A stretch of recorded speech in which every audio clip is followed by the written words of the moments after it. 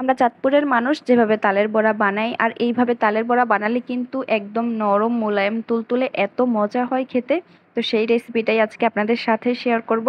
আর সেই সাথে শেয়ার করব কিভাবে তালটা নিলে এইরকম তুলতুলে পিঠাটা হবে। আসসালামু আলাইকুম, কেমন আছেন সবাই? জানি এই বন্যার পরিস্থিতি দিয়ে কেউই ভালো নেই। তালের পিঠা এক এক অঞ্চলে এক এক ভাবে বানায়, তবে আমরা চাঁদপুরের মানুষ এভাবেই তালের বড়া বানাই। তো সেটাই আজকে আপনাদের সাথে শেয়ার করব। প্রথমেই আমি আরএফএল এর চালনি দিয়ে তালটাকে ভালোভাবে চেলে নিয়েছি। তালটাতে কিন্তু আমি একটু পানিও ব্যবহার করি নাই। আর এই তালটা কিন্তু আমি পানি দিয়ে হাত দিয়ে নেই নাই ডলে ডলে, আমি এটা আরএফএল এর চালনি দিয়ে চেলে নিয়েছি। আবারও বললাম, প্রথমেই আমি তালটাকে একটু খোসাগুলা ছাড়িয়ে তারপর ভালোভাবে পানিতে একটু ভিজিয়ে রাখছিলাম। তালটা নরম হওয়ার পর আমি চালনি দিয়ে চেলে নিয়েছি, সেজন্যই তালটা এইরকম ঘন ঘন আছে, নয়তো পানি দিয়ে নিলে কিন্তু তালটা একদমই পাতলা হয়ে যেত। তালটা ডলে নেওয়ার পর আমি একটু হাত দিয়ে দেখছিলাম তালটার মিষ্টিটা কেমন। আলহামদুলিল্লাহ, তালটা কিন্তু অনেক মিষ্টি ছিল। তো তালটার সাথে এখানে আমি 2 কাপ আটা দিয়ে দিলাম, পরিমাণ মতো চিনি, পরিমাণ মতো লবণ। চিনিটা একটু কমে দিয়েছি কারণ আমার তালটা অনেক মিষ্টি ছিল। আমার ডোটা কিন্তু তৈরি করে নিয়েছি আমি। এখন আপনাদেরকে দেখালাম, এই যে হাত দিয়ে বেশি নরমও না আবার বেশি পাতলাও না।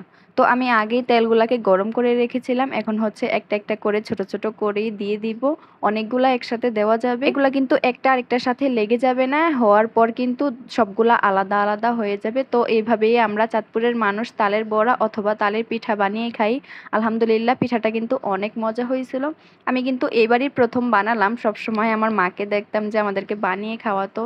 তো এখানে যেহেতু আমার মা নেই, তাই আমি নিজেই চেষ্টা করলাম। আমার শাশুড়ি আম্মু আমাকে দেখিয়ে দিছিল।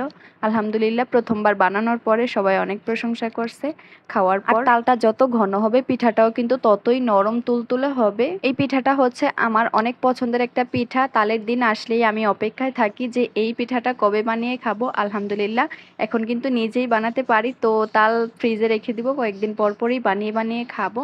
তো এই তো ভালোভাবে ভেজে নেওয়ার পর আমার তালের পিঠাটা একদমই রেডি। অনেক সুন্দর হয়েছে, কালারটাও মাশাআল্লাহ, আর খেতেও কিন্তু অনেক মজা হয়েছিল।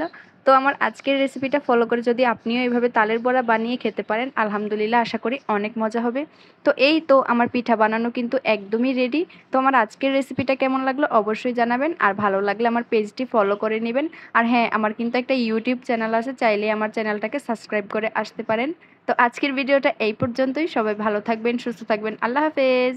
আমার ইউটিউব একটা চ্যানেল আছে, আমার ইউটিউব চ্যানেলটার নাম কিন্তু সাহালের আম্মু। আমার ফেসবুকের সেম নাম দিয়েই, তো আপনারা চাইলে সাবস্ক্রাইব করে আসতে পারেন। ধন্যবাদ।